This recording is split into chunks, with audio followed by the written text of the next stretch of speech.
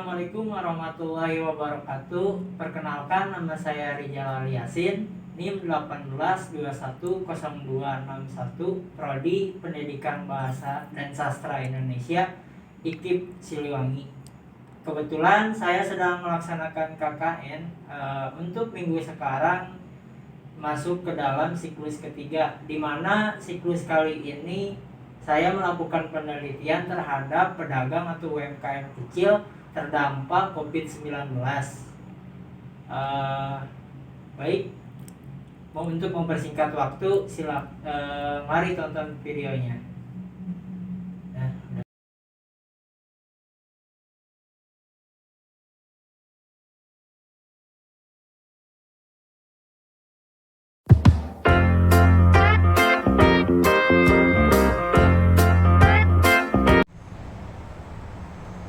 Assalamualaikum warahmatullahi wabarakatuh.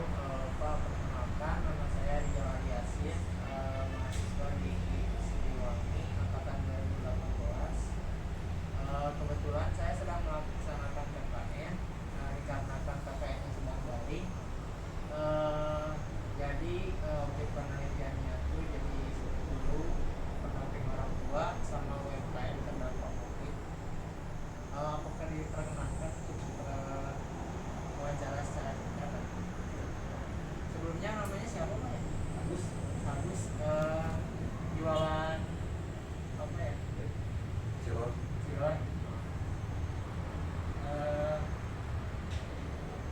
Di daerah mana? Cilegon ya. Udah berapa lama jualan, Pak? Jualan cilornya mah baru 2 bulanan. 2 bulanan. Ya, sebelumnya sosis bakar sempat bantu dulu kan. Ya sempat habis modal jadi ganti sama cilor sekarang. Jadi dulu mah Sosis bakar di mana? di Parongpong. Sekarang Di Cilegon. jualan Cilor. Selain usaha ada kegiatan lain lagi nggak? Jualan aja. Jualan. Menurut Bapak, selama pandemi COVID-19, apakah berdampak cukup besar untuk penghasilan omset penjualannya? Berdampak buat penghasilan harian jauh Sebelum COVID ya? COVID. Sebelumnya berapa persen kira-kira Pak yang hilangnya sudah COVID?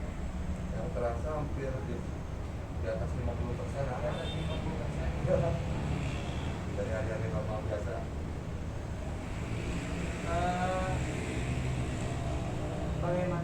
Bagaimana solusi Bapak menghadapi PPKM kan sekarang? Jualannya kayak gimana? Apa masih tetap aja gitu? Nggak ada online, nggak jualan online, nggak? Sempat kepikiran tapi yang permasalahannya dari modalnya gitu. Dari modal ya? Permasalahannya dari modal sama ya tidak Mengerti. Jadi belum didaftarin GoFood, Grab, atau online yang lainnya enggak ya? enggak. Ya, sempat kepikir tapi belum sih. Yang terakhir, harapan kedepannya Pak, buat Bapak atau harapannya sih gimana? Ya Pemerintah atau siapa gitu harapannya? harapannya semoga pandemi ini cepat beres aja supaya bisa normal kayak biasa lah, bisa berjualan seperti normal gitu kan ya.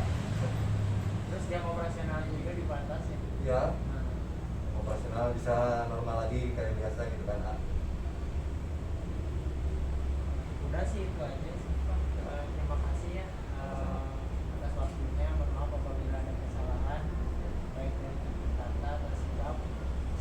Sekian, assalamualaikum warahmatullahi wabarakatuh.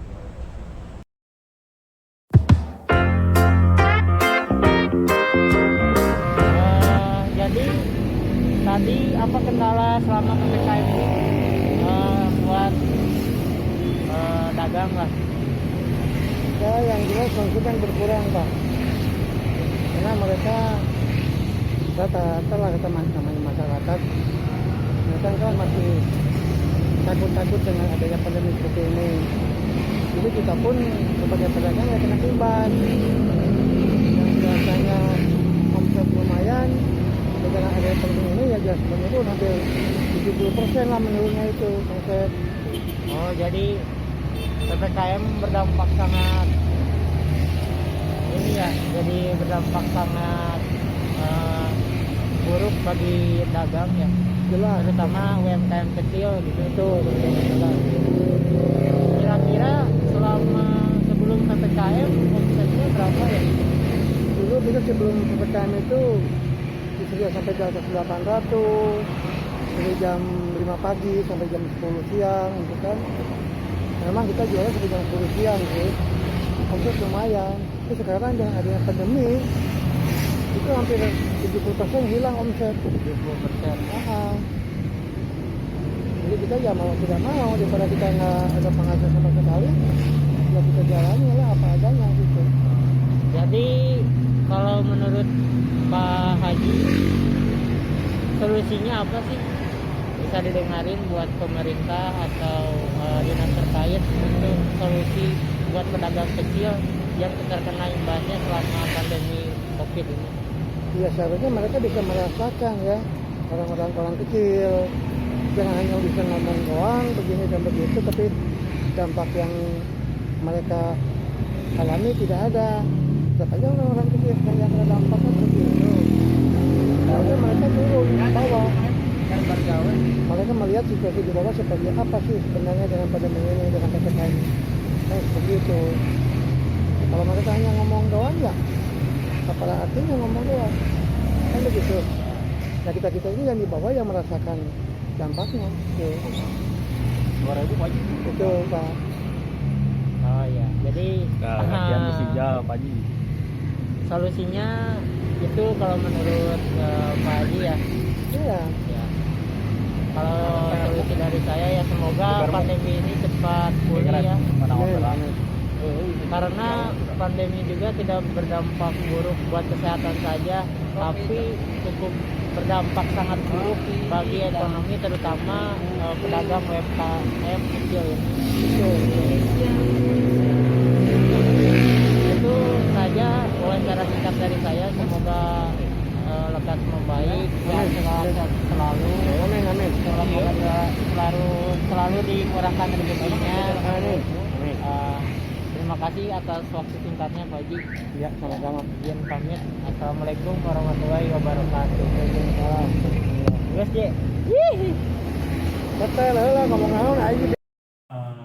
Jadi kesimpulannya setelah melakukan objek penelitian terhadap 2 orang UMKM, pemilik UMKM, pada masa pandemi kali ini memang cukup menimbulkan efek yang sangat kurang dalam segi penjualan. Yang kedua,